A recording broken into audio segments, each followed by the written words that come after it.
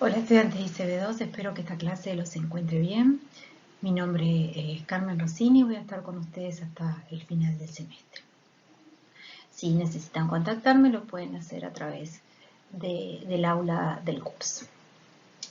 Aquí vamos a empezar a dar ahora lo que tiene que ver con los procesos de comunicación celular que ocurren en los organismos pluricelulares, y eso nos va a llevar 3 unidades para luego terminar hacia el final del curso con una revisión muy somera de lo que tiene que ver con comunicación entre organismos. Van a ver en todas mis clases que al inicio les indico la bibliografía correspondiente a la unidad con varias alternativas que son equivalentes, no es que tengan que leer todo lo que está indicado. En el caso particular de esta unidad, además, hay una parte del contenido que no está en los libros que están disponibles en biblioteca, entonces les dejo el link que ven allí a un libro que está online del mismo autor, Alberts, que ustedes ya han utilizado como referencia tanto en ICB1 como en ICB2. Así que hoy estamos comenzando el gran tema que es comunicación celular, que nos va a llevar 3 unidades en total del curso. Antes de comenzar por sí mismo lo que es el contenido de la unidad de hoy, que corresponde a comunicación celular de generalidades, vamos a poner un poco las cosas en su contexto de lo que ustedes han estado viendo en este curso. Hasta ahora, en la unidad 1 y en el módulo 2 del laboratorio, para aquellos que tengan laboratorio, ustedes han visto ciclo celular, específicamente han visto mitosis y meiosis.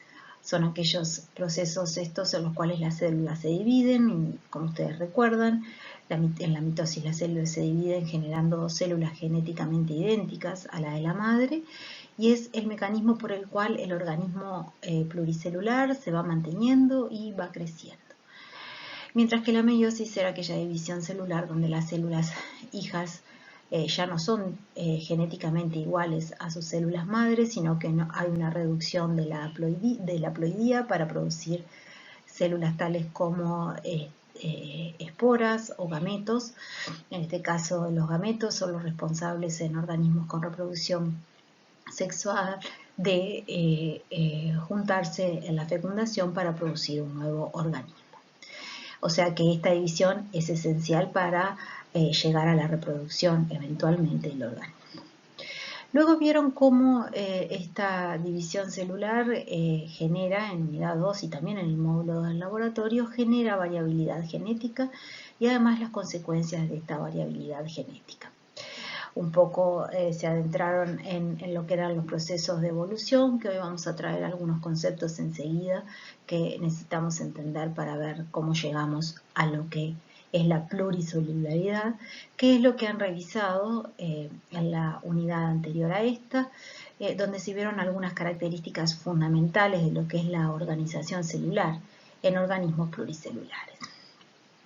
Y es así como llegamos entonces a esta que es la primera unidad de comunicación celular, que en realidad vamos a ver las generalidades de comunicación celular con un foco tal que se entienda cómo la comunicación es uno de los mecanismos responsables del mantenimiento de la organización de las células en los organismos pluricelulares.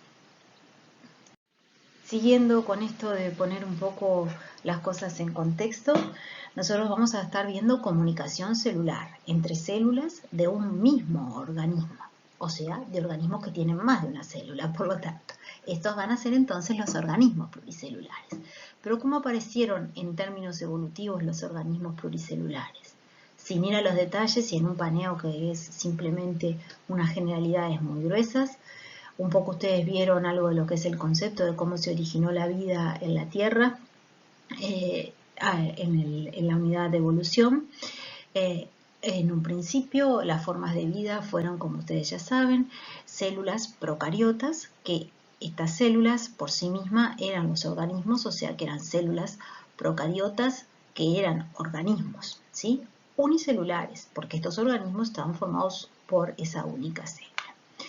A partir de ciertas modificaciones que estas células fueron capaces de adquirir y mantener a lo largo de distintas generaciones, terminaron por evolucionar las células eucariotas, ya células distintas, con un núcleo. Ustedes ya saben todo lo que son las diferencias entre células eucariotas y procariotas. Pero estas primeras células eucariotas también, ellas por sí mismas eran organismos. Eran entonces organismos unicelulares eucariotas. Ambos tipos de organismos, los procariotas y los eucariotas unicelulares, siguen existiendo. ¿Cómo es entonces a partir de estas células eucariotas que se llega a los organismos pluricelulares? En un paso intermedio, cuando estos organismos unicelulares eucariotas, por ejemplo, empezaron a hacer divisiones y las células hijas, en lugar de dividirse, se mantuvieron unidas, se empezaron a formar conglomerados de células que en tiempos evolutivos además se mantuvieron y empezaron a funcionar como una unidad y no como células aisladas. En esas unidades empiezan entonces a distinguirse lo que se considera que son colonias, donde a su vez evolutivamente con el tiempo algunas de esas células se fueron especializando en algunas funciones, por ejemplo la asimilación de nutrientes, otras en otras funciones, por ejemplo la reproducción. Y de esto se beneficiaba el todo, el conjunto de esas células que se habían mantenido unidas. Y esto fue entonces lo que después derivó en los organismos pluricelulares por sí mismos, que tienen una enorme variedad de formas en la biota actual. Entonces, estos organismos pluricelulares, como su nombre lo indica, son organismos que tienen muchas células. Pero el organismo pluricelular por sí mismo funciona como una unidad. Para que el funcionamiento ese sea como una unidad, todas las células que forman parte de ese organismo pluricelular tienen que funcionar en forma coordinada. Y esto tiene que ocurrir tanto durante el funcionamiento del individuo adulto como durante el crecimiento. Es así que durante todo el proceso de crecimiento y mantenimiento del individuo pluricelular en su ciclo de vida, es muy importante mantener el funcionamiento coordinado de estas células, que como ustedes vieron en la unidad anterior, están organizadas en tejidos y órganos en ese organismo pluricelular. La forma de mantener la organización de los tejidos está dado por el control sobre el número de células, la diferenciación de esas células y la adhesión que las células tienen entre sí. ¿Sí? En cuanto a el control del número de células en un organismo pluricelular, este va a ser el resultado del balance entre tres procesos en los cuales en un momento dado puede estar cualquier célula. El proceso de apoptosis, el proceso de estar sobreviviendo y cumpliendo las funciones esenciales para que se dé correctamente el metabolismo, y podrían también estar proliferando, dividiéndose para generar nuevas células hijas. ¿Sí? Recuerden la apoptosis, ustedes ya la vieron tanto en ICB1 como en ICB2, es la muerte celular programada, que se diferencia de la muerte celular patológica que se puede dar. Entonces, el balance de qué número de células están en cada uno de estos procesos es lo que determina el número de células, por ejemplo, en un tejido de ese organismo pluricelular. Ese balance va a quedar regulado, controlado por diferentes mecanismos de la comunicación celular, que es lo que empezamos a ver en generalidades hoy. Tenemos además que las células de los organismos pluricelulares están diferenciadas. ¿Diferenciadas para qué? Para cumplir funciones específicas, ¿sí? Y esa diferenciación de las células tiene que mantenerse en ese organismo pluricelular. Si tenemos una célula diferenciada para cumplir determinada función y a su vez esta célula es capaz de dividirse, que no todas las células diferenciadas lo son, cuando esta célula diferenciada produce dos células hijas, entonces estas células hijas tienen que ser del mismo tipo de diferenciación. La manera de mantener esta diferenciación en estas células está dado también por procesos de mecanismos regulados por comunicación celular, y a su vez se adiciona a estos mecanismos que tienen que ver con lo que se denomina memoria celular, que lo vamos a revisar en el día de hoy. Así es que entonces se regula lo que es el mantenimiento de la diferenciación celular en los distintos tipos de tejidos que tiene un organismo pluricelular. Y finalmente, las células del organismo pluricelular tienen un orden y tienen que estar en determinados lugares. Ese orden está mantenido por los procesos que hay, las formas que hay en que las células se mantengan unidas, adheridas entre sí. Ese mantenimiento de la adhesión está también controlado por mecanismos de la memoria celular. ¿De acuerdo?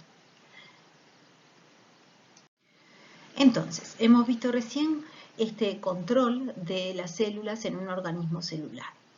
Muchos de esos controles, entonces dijimos, están dados por lo que es la comunicación celular que se da entre las células de dentro del organismo, o sea, la comunicación intraorganismo. ¿En qué procesos, en qué momentos es necesario que exista comunicación entre las distintas partes de un mismo organismo?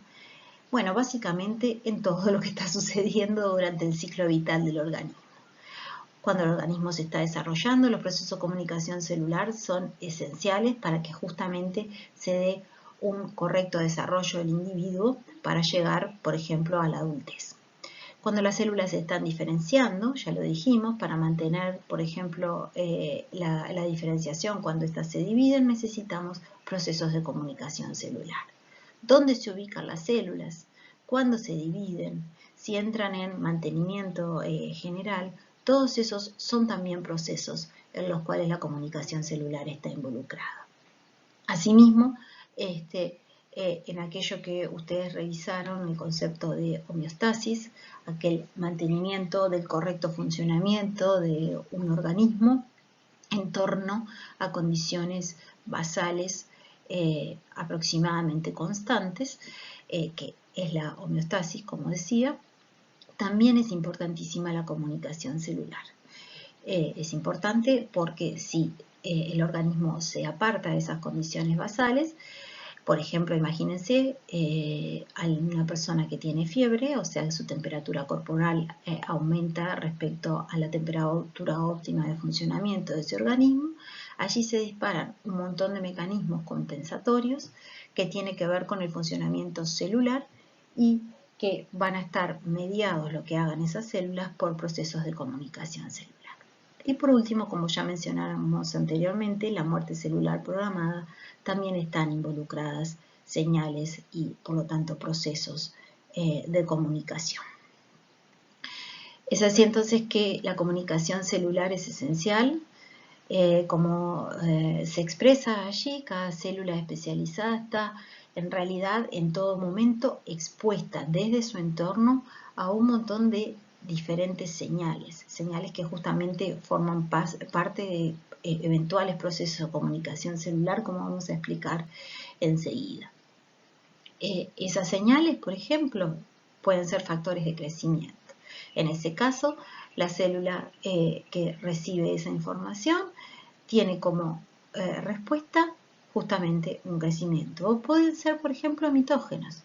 En ese caso, en lugar de estar haciendo las funciones, la célula va a empezar a dividirse para producir más células hijas. De esa manera se van ajustando la proliferación con distintas propiedades y funciones que la célula tiene que cumplir para mantener la integridad y correcto funcionamiento del organismo pluricelular del cual forma parte. Entonces, es la comunicación celular la que asegura en un organismo pluricelular que se produzcan células solo cuando y donde el organismo como un todo las necesita. Entonces, empezando a adentrarnos en lo que son los procesos de comunicación celular. Los procesos de comunicación celular son justamente procesos de comunicación.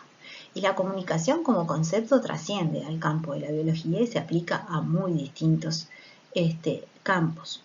Pero en todos los casos, si se analiza lo que es un esquema básico de comunicación, hay una transferencia de información de algún lugar a otro, que esa transferencia de información tiene consecuencias. Eso como muy general en lo que empezaríamos a analizar sin estar completamente definido lo que es un proceso de comunicación. Entonces, específicamente cuando hablamos de comunicación celular, vamos a estar siempre hablando de dos grandes actores, una célula señalizadora y una célula diana.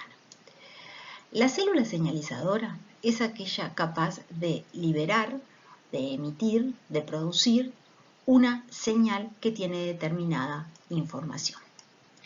Las formas en que las células señalizadoras producen y liberan esa señal son variadas. Hay algunas que no se liberan, hay otras que, la mayoría de las que actúan a distancia, por ejemplo, se liberan por exocitosis.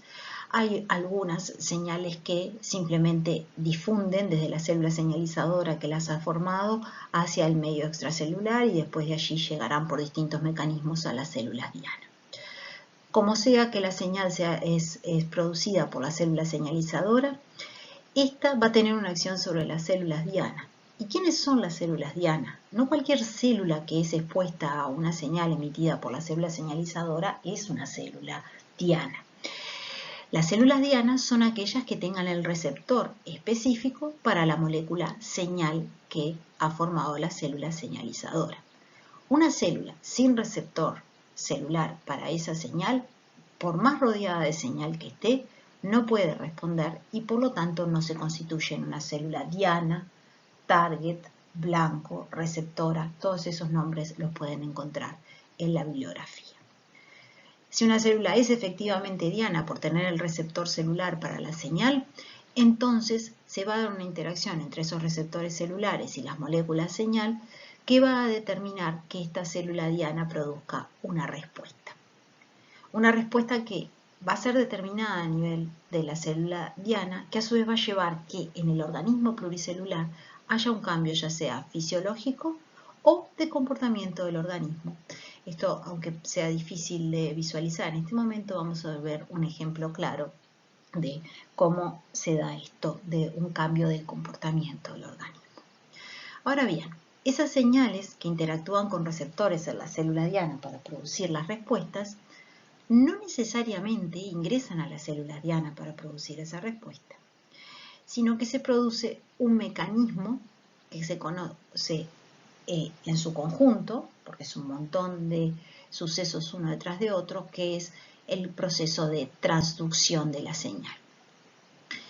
Este proceso de transducción de la señal permite que internamente en la célula diana se produzcan distintos acontecimientos aún sin que la señal sea internalizada por esa célula diana.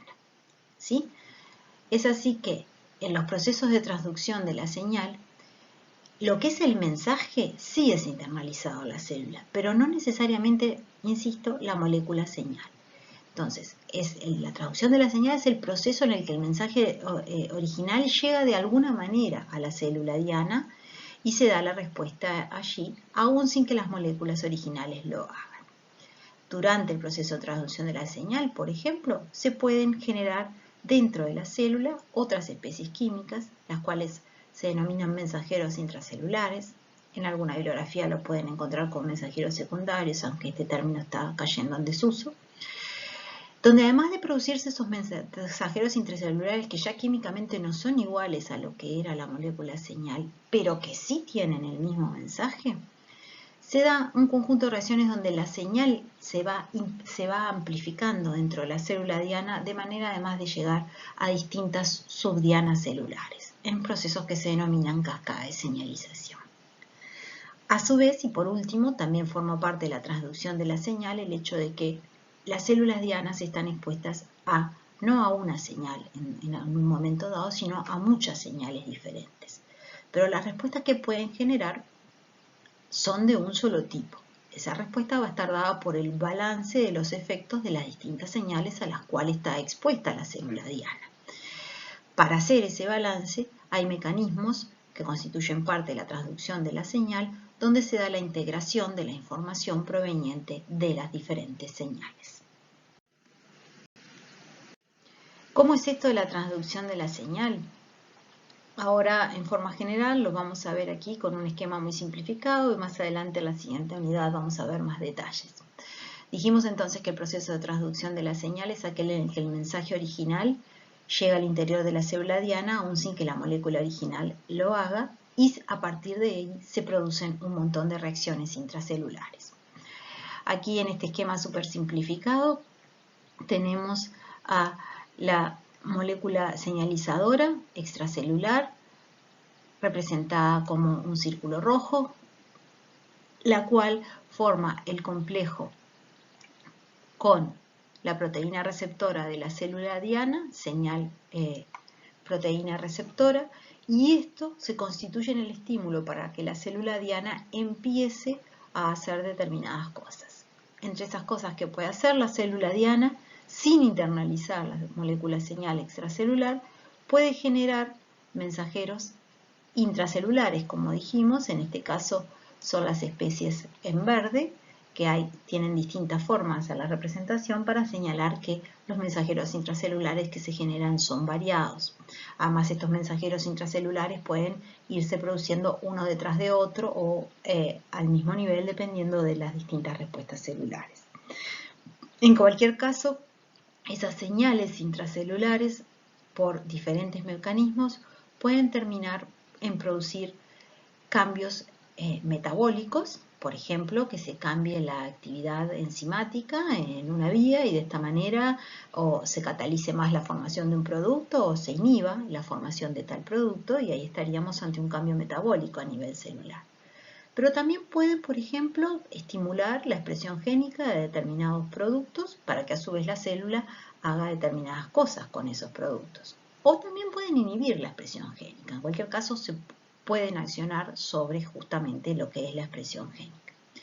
Pueden también actuar sobre lo que son las proteínas del citoesqueleto y de esta forma alterar no solo lo que sería la forma de la célula, sino también el movimiento que pueda tener la célula. Todas esas son posibles respuestas celulares. A su vez, las distintas respuestas celulares de distintas células en un organismo pluricelular, por ejemplo, a una señal circulante y que les está llegando a todos, van a, en forma integrada, producir una respuesta en el organismo, aquello que dijimos a nivel fisiológico o a nivel comportamental. Todo esto que lleva a la respuesta celular, desde que la molécula señal extracelular llega a la célula diana, todos estos procesos lo constituye entonces lo que es la transducción de la señal. Ahora bien, imaginen en un organismo pluricelular que se genera una señal circulante, algunas células hacen señales que pasan a circulación y a través de circulación esta señal llega a muy distintas partes en el organismo. Al llegar a distintas partes en el organismo va a haber células con distinta diferenciación y con distinta especialización que van a verse expuestas a esas señales. Cuando se vean expuestas, si son células diana, que esto es sinónimo de decir si tienen el receptor para la señal de la cual estamos hablando, ¿estas células van a producir la misma respuesta? Les muestro aquí el ejemplo de la acetilcolina. La acetilcolina tiene esta estructura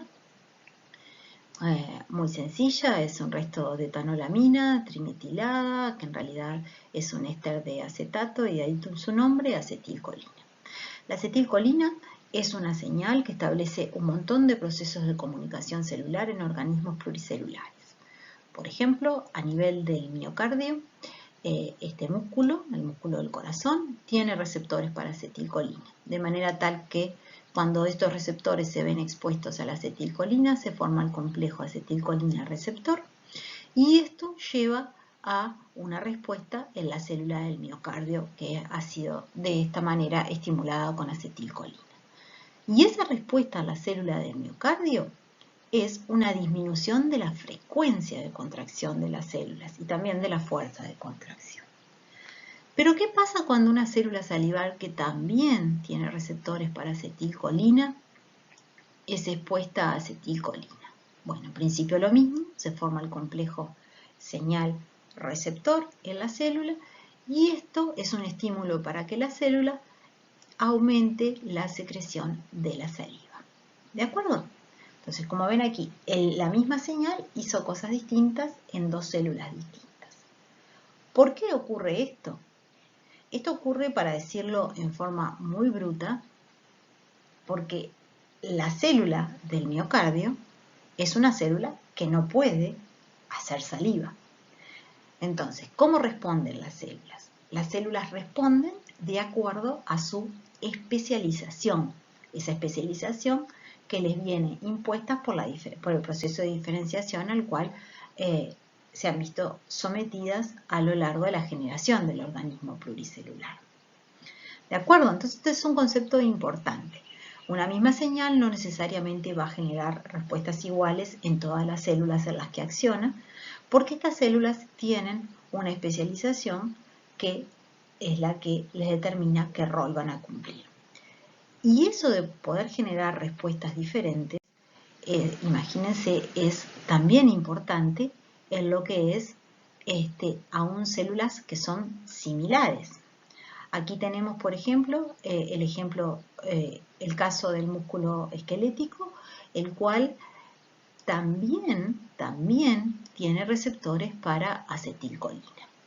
Cuando la acetilcolina acciona sobre el músculo esquelético, este se ve estimulado a contraerse. Y recuerden ustedes que recién dijimos que en otro tipo de músculo, es cierto, el miocardio, en este caso lo que sucedía era una disminución de la contracción. O sea que ni siquiera con células que uno podría pensar, bueno, son similares, va a haber una acción similar. En este caso la acción es opuesta. Muy bien, ¿cómo vamos a encarar lo que son los procesos de comunicación celular en los que, insistimos, siempre vamos a tener una célula señalizadora, una señal formada por esa célula señalizadora que contiene información para aquellas células que tengan los receptores particulares y por lo tanto son células diana, y que entonces cuando son estimuladas por esta señal que ha producido la célula señalizadora producen una respuesta. Bueno, lo que es importante en los procesos de comunicación celular centrarse en lo que es la naturaleza de las señales involucradas en estos esquemas de comunicación. Las señales que funcionan en organismos pluricelulares podemos, a grosso modo, dividirlas en señales eléctricas y señales químicas, señales y mensajeros químicos que contienen información. A su vez, esas señales, de acuerdo a también relacionado con la naturaleza de la señal, van a producir interacciones en distintos contextos que los podemos clasificar. En contextos donde se da la comunicación celular por contacto directo entre célula señalizadora y célula diana. Allí tenemos el contacto celular propiamente dicho y lo que es las uniones comunicantes, que ustedes las vieron ya en la unidad anterior y que hoy no vamos a decir demasiado de ellas, pero más adelante las vamos a revisitar en la unidad 8. O, en contraste con esto de la comunicación por contacto celular directo, tenemos lo que es la comunicación por señales secretadas. La célula señalizadora secreta o incluso difunde desde sí una señal que pasa al medio y después del medio de alguna manera llega a la célula diana. Dependiendo de ese medio que transita la señal, si es que realmente pasa o no a circulación o si se queda localmente, a su vez vamos a distinguir en la comunicación por señales secretadas lo que es la comunicación autocrina y paracrina de la comunicación endocrina hormonal. En el primer caso, en autocrina paracrina, son procesos de comunicación que se dan localmente. En el segundo caso, las señales pasan a circulación general del organismo pluricelular y llegan distalmente a células lejanas. Y a su vez tenemos también, que está dentro de la comunicación de señales secretadas, todo lo que tiene que ver con la neurotransmisión, que la vamos a ver en la unidad 8, que tiene características de una y otra de las dos anteriores respecto a determinados atributos. Entonces tenemos que la neurotransmisión a su vez es parte de lo que va a explicar la comunicación nerviosa, pero también tenemos que la comunicación nerviosa entre algunas células va a estar determinada por la interacción donde se da comunicación por contacto celular mediante uniones comunicantes en otro tipo de células. Este es un esquema básico que vamos a utilizar para separar el estudio. En algunas de las cosas las vamos a ver hoy y otras las vamos a ver en las unidades siguientes. En cualquier caso, sea cual sea el tipo de comunicación celular, ya sea por contacto o por señales secretadas, la diversidad química de las señales que utilizan los organismos pluricelulares para que sus células se comuniquen entre sí es enorme y podemos decir que prácticamente en todos los grupos de productos naturales podemos encontrar alguna estructura que ha sido caracterizada como una señal química que establece comunicación celular en organismos pluricelulares. Entonces tenemos cosas que son aminoácidos, que son esteroides, gases, iones, proteínas circulantes, proteínas de membrana y así. Sin ir al detalle, les dejo acá algunas de las figuras que manejan los libros de texto que ustedes tienen que consultar. Esto se va a ir llenando en contenido a medida que vayamos desarrollando las próximas unidades. Tenemos aquí entonces ejemplos de comunicación por contacto celular en los dos tipos que hemos ya mencionado anteriormente. Uno de ellos los vamos a ver enseguida. Tenemos lo que es la neurotransmisión, tenemos la comunicación endocrina donde la célula señalizadora forma una señal y esta pasa a circulación y por circulación llega a células que están lejos de la célula señalizadora. Y luego tenemos lo que es la comunicación autocrina y paracrina que también vamos a ver en el día de hoy. Muy bien, vamos entonces a comenzar con lo que es comunicación por contacto celular. Comencemos aclarando que las moléculas segregadas, las que establecen comunicación no por contacto celular, sino justamente por el otro tipo que hemos clasificado recién, son muchísimo más fáciles de estudiar que las moléculas unidas a membrana. Por ello, hoy se conoce bastante más de los detalles de comunicación celular mediada por moléculas segregadas que de la comunicación celular por contacto directo, que es lo que vamos a ver ahora.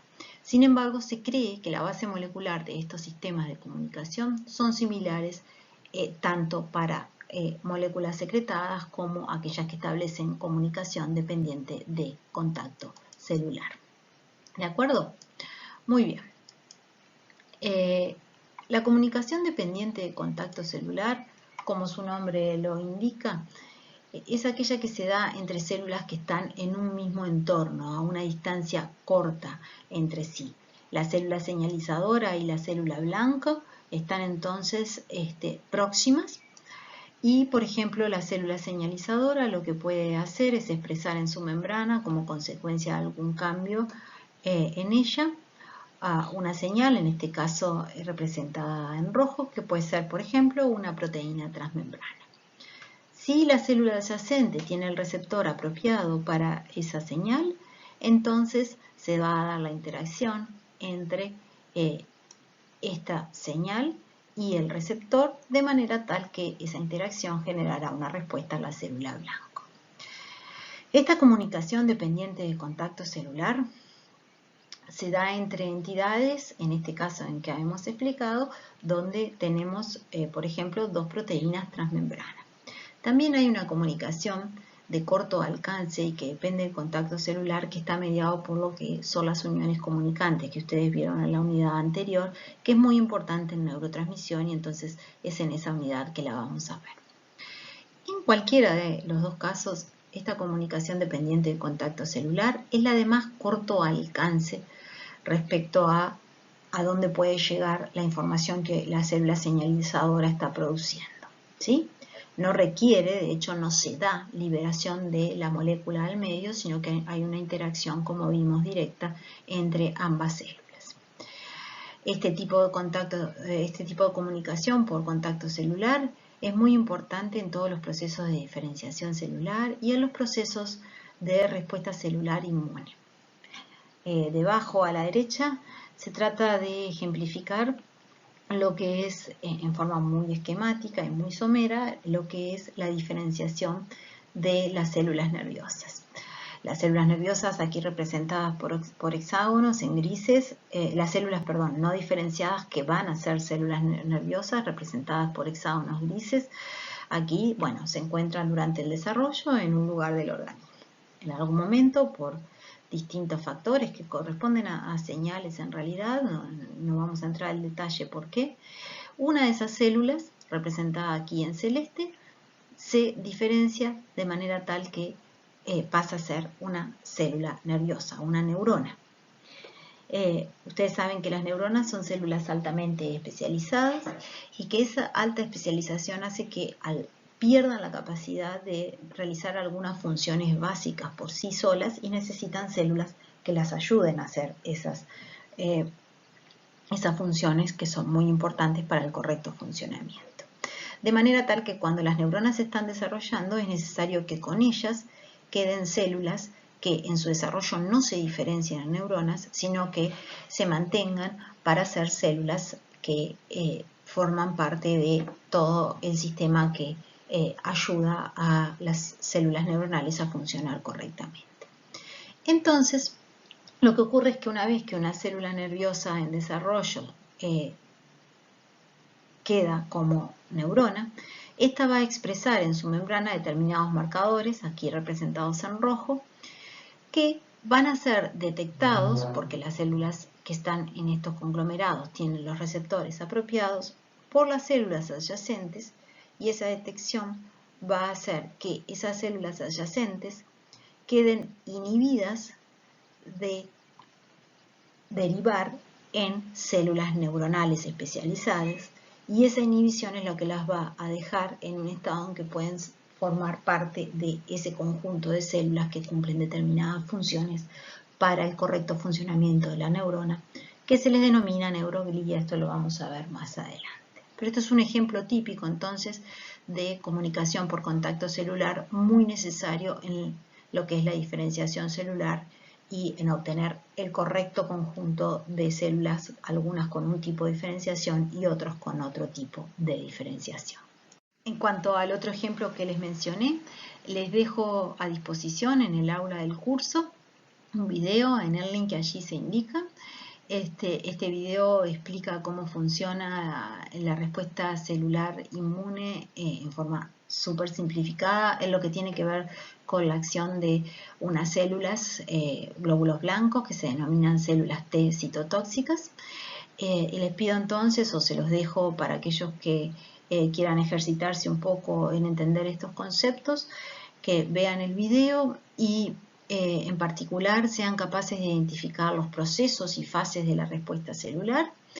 De hecho, los procesos y fases están señalados en esta diapositiva, y también que sean capaces de identificar cuándo se dan esquemas de comunicación celular por contacto en este material que tienen de apoyo. Bueno, con esta muy somera y limitada revisión de lo que son los procesos de comunicación celular por contacto, y sabiendo que más adelante en neurotransmisión vamos a ver un poquito más, vamos a pasar entonces a lo que es la comunicación celular por señales secretadas. ¿Cuáles son los tipos de señales químicas que son secretadas? Algo ya esbozamos anteriormente. Aquí tenemos una clasificación que tiene que ver un poco esta clasificación, que es arbitraria como toda clasificación, con la distancia a la que accionan las señales químicas que son secretadas por las células señalizadoras y a quién entonces les pueden afectar, como está en las analogías de la foto a la derecha. En el primer caso tenemos lo que vamos a revisar en el día de hoy, que son las secreciones locales.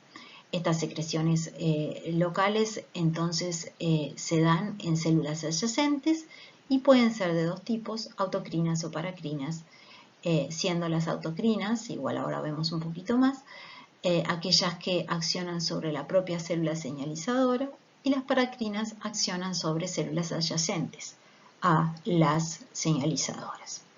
En contraposición a estas secreciones locales que solo actúan en forma adyacente a las células, tenemos lo que son las secreciones que pueden circular en el organismo, para las cuales vamos a mantener el nombre de hormona circulante, justamente porque pasa al sistema circulatorio del organismo pluricelular.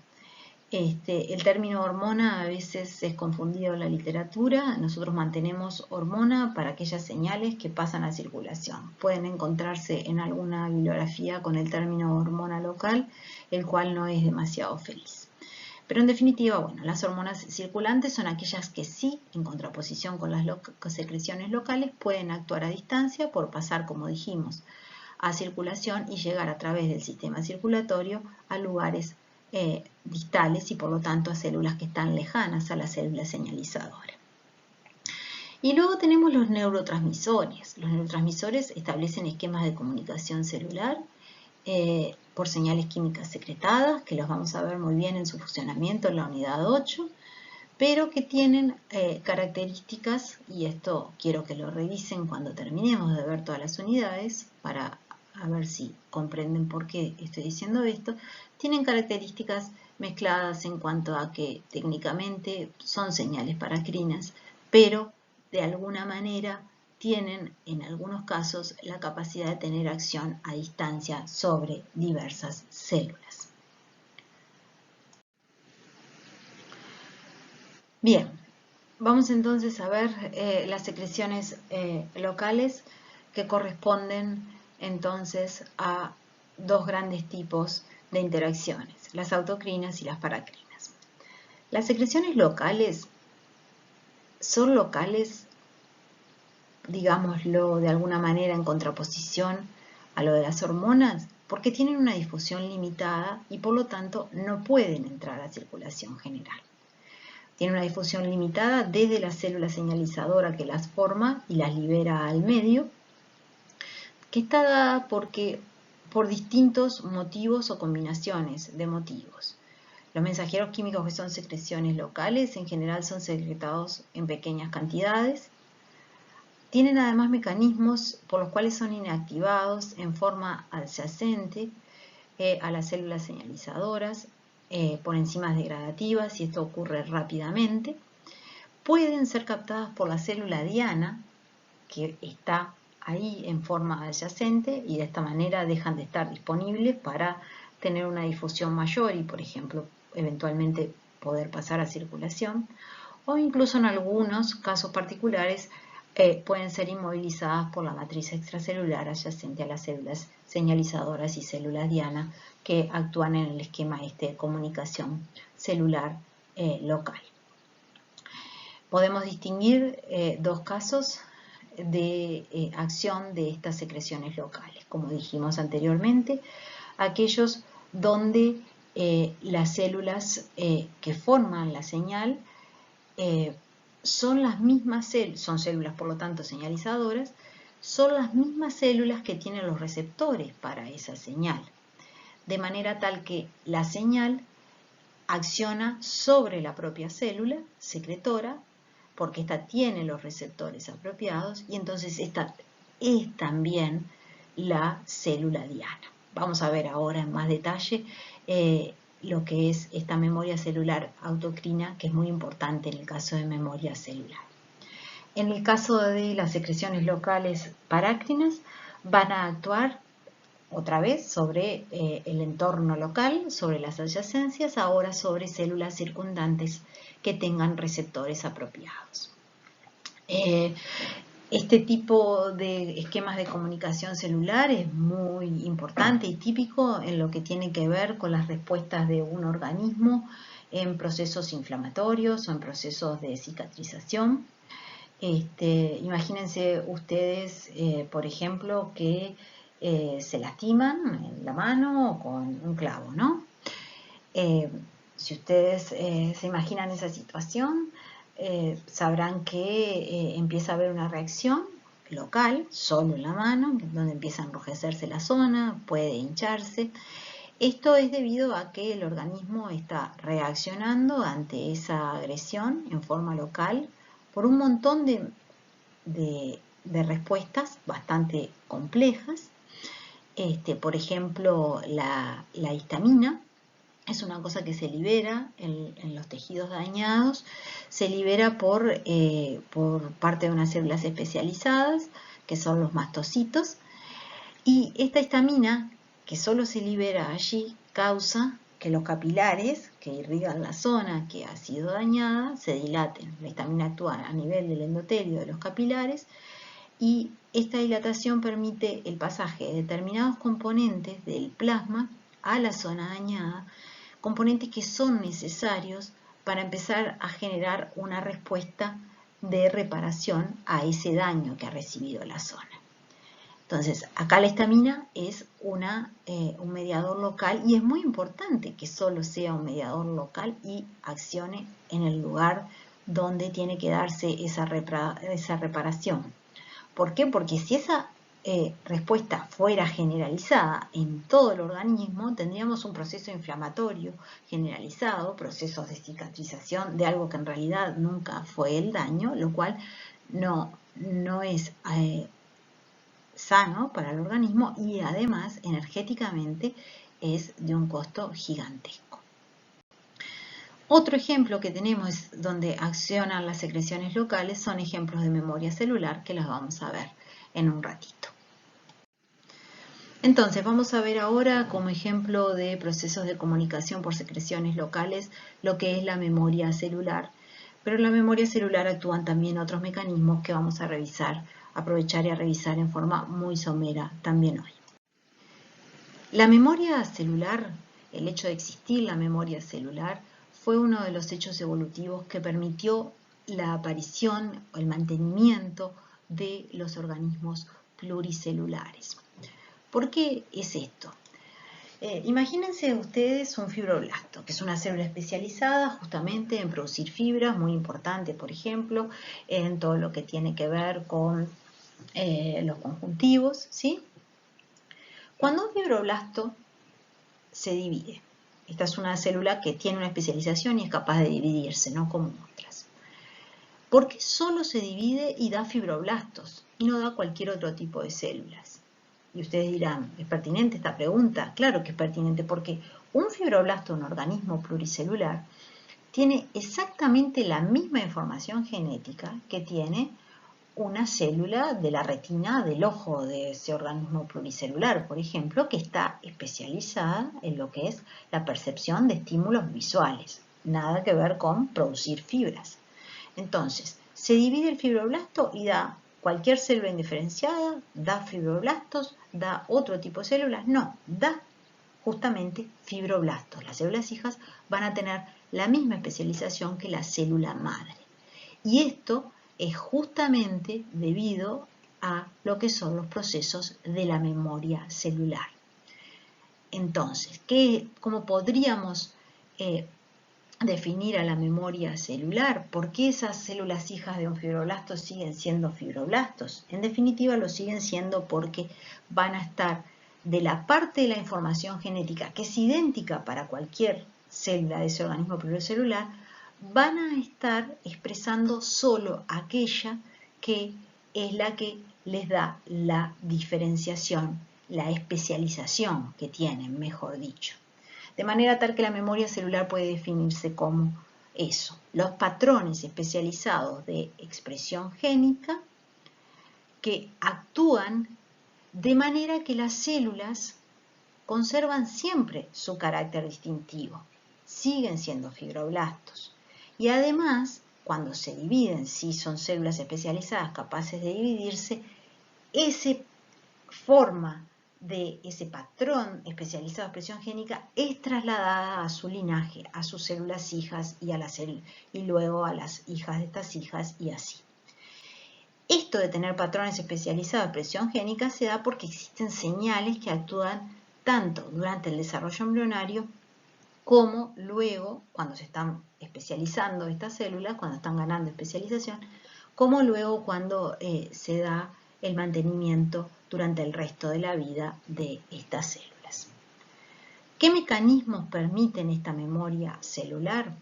De muy distintos tipos. Y lo que nos trajo hasta acá, que es la comunicación celular, hay mecanismos de comunicación autocrinos y paracrinos que permiten justamente esto de que las células tengan esta memoria celular. Hay mecanismos que actúan a nivel del citoplasma y hay mecanismos que actúan a nivel del ADN nuclear. Vamos entonces a ver estos mecanismos ahora.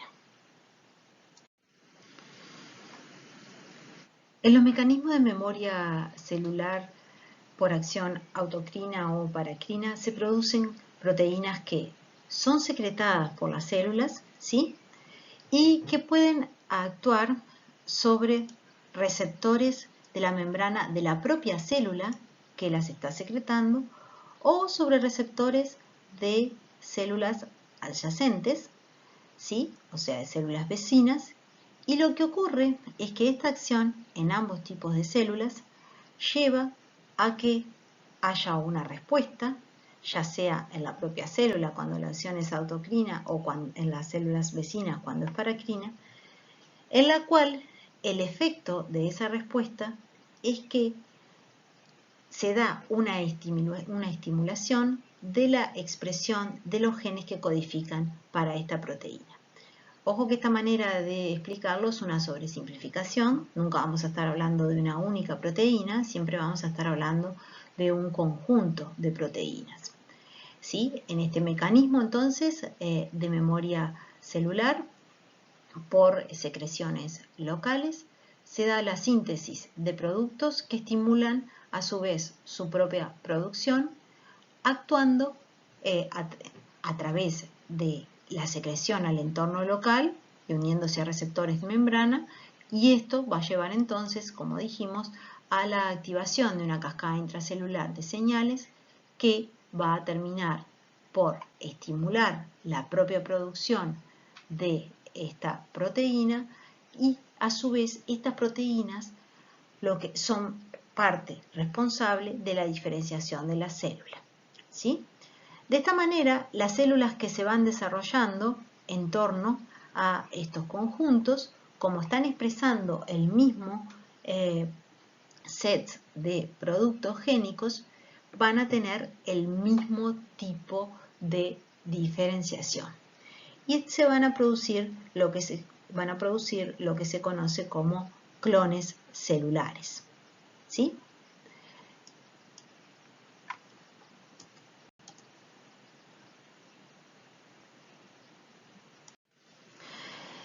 El caso de la memoria celular citoplasmática es de alguna manera muy similar a lo explicado anteriormente. En este caso tenemos primeramente una célula, por ejemplo, no diferenciada, ¿sí? Que recibe algún conjunto de señales del entorno que de alguna manera activan la expresión de la proteína A. Esta proteína A, que está en esta célula, le confiere ya cierta diferenciación. Insisto, hablamos de proteína A, pero es un conjunto de proteínas los que van a conferir la diferenciación y también los que van a tener estas acciones que estamos describiendo.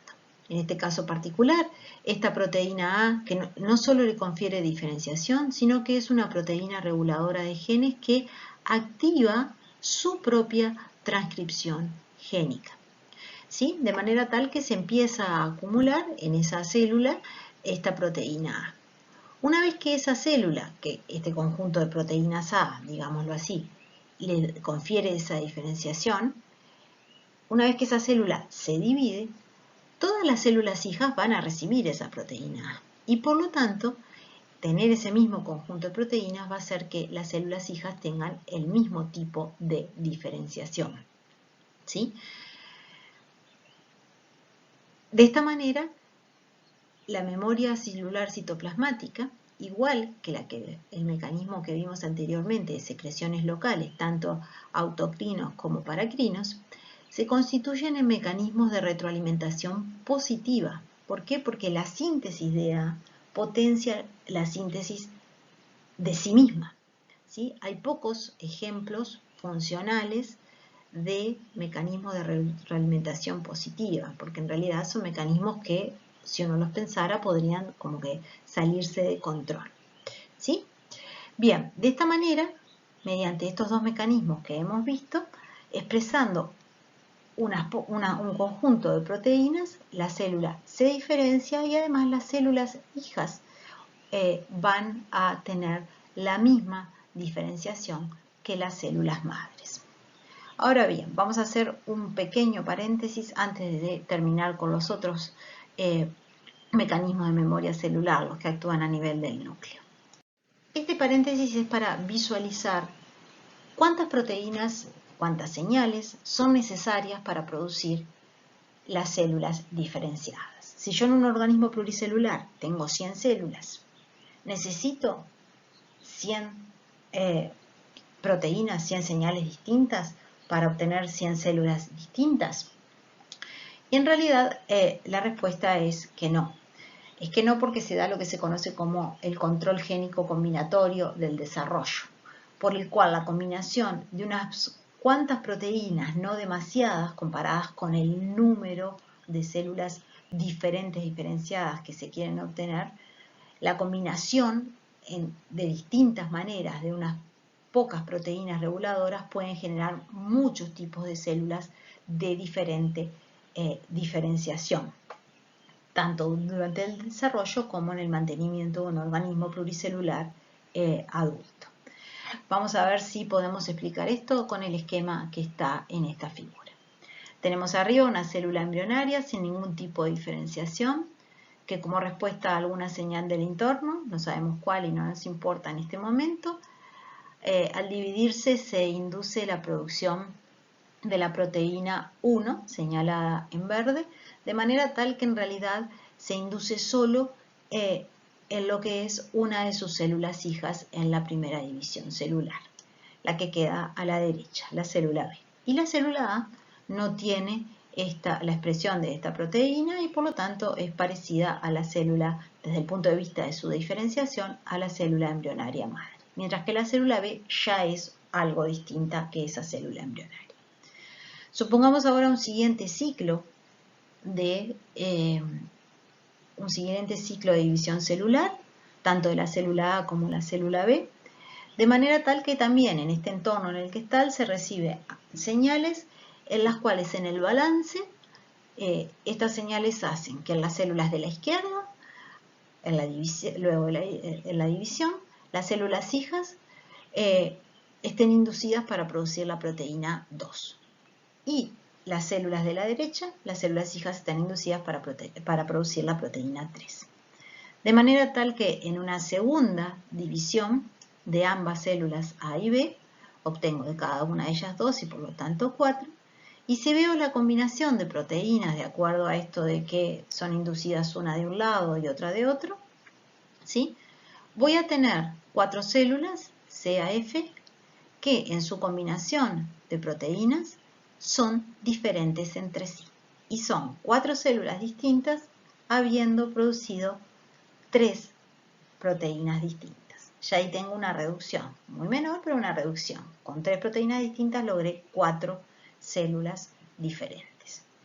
Continuamos el proceso y en una tercera división mitótica de estas 4 células obtengo las 8 células correspondientes en un entorno tal que en el cual se vuelve a inducir la formación de proteínas de manera tal que las 4 se inducen en las células de izquierda y las proteínas 5 se inducen en la de la derecha.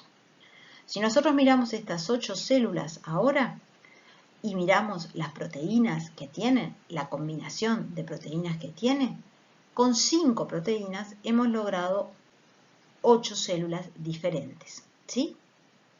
Si este fuera el mecanismo, en realidad nosotros con 25 proteínas reguladoras nada más podemos generar unos 8000 tipos de células diferentes.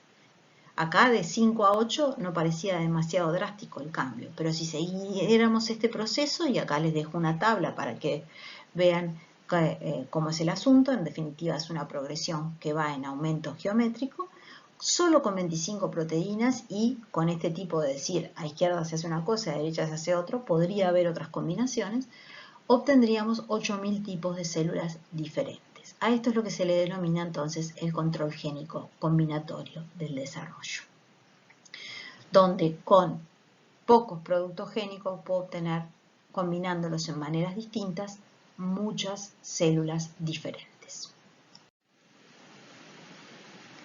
Bueno, muy bien, hasta aquí hemos explicado dos de los mecanismos que tienen que ver con lo que es la memoria celular, aquellos que dependen de comunicación por secreciones del tipo local autocrina-paracrina y por mecanismos de memoria celular citoplasmática. Dijimos también que había algunos mecanismos que accionan a nivel del ADN nuclear por cambios intrínsecos en el cromosoma. No vamos entonces a cubrir esto en esta clase, sin embargo, como es interesante, les dejo un link en lo que tiene que ver con la modificación de la estructura de la cromatina, que es un proceso en el cual se da condensación de cromosomas X en las células de mamíferos, solo de hembras de los mamíferos, como un mecanismo de compensación de la información genética que hay en hembras, que es mayor que en machos, al ser estos XY y al ser aquellas XX y tener entonces dos cromosomas X. Este mecanismo de condensación del cromosoma X se constituye en un mecanismo de memoria celular y es, entre otras cosas, algo que contesta, por ejemplo, una cosa del saber popular. En general las personas, por lo menos las personas mayores, saben que si vemos un gato que tiene 3 colores, en realidad eso es una gata, no hay gatos machos de 3 colores, y esto está explicado por la condensación del cromosoma X. Hay una figura y una explicación al respecto en el link que les dejo aquí. Bueno, y con esto terminamos lo que es la unidad 6, que es una unidad bastante corta, que comprende más que nada generalidades para introducir lo que son los procesos de comunicación celular y su importancia. Vamos a hacer un gran desarrollo de todo esto, tanto en unidad 7 como unidad 8. Cuídense mucho, nos vemos en la próxima.